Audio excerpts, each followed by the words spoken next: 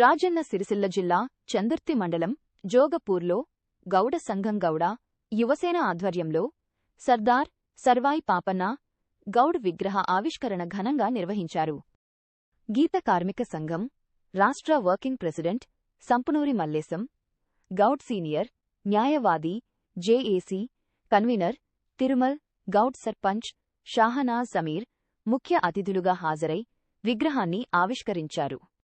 ప్రజాప్రతినిధులు గ్రామస్తులు పాపన్న గౌడ్ విగ్రహానికి పూలమాలలు వేసి నివాళులర్పించారు.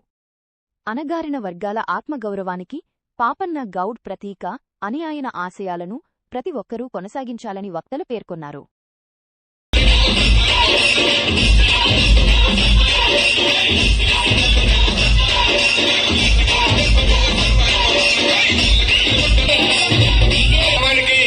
వివిధ పార్టీల వారు కావచ్చు, ప్రజాప్రతినిధులు చాలా అలంకరణ చేయాల్సిందిగా విజ్ఞప్తి చేస్తున్నాం.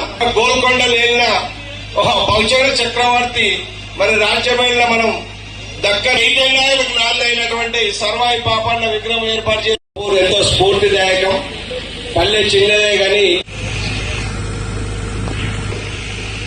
వెంటనే గారికి చిరు సన్మానం, విమల్ గౌడ్ గారికి,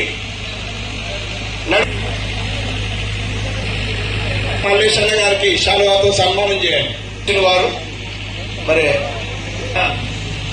ఓకే సన్మానం కనకాలకు సన్మానం చేయండి. స్వీడన్ గమన యువకులు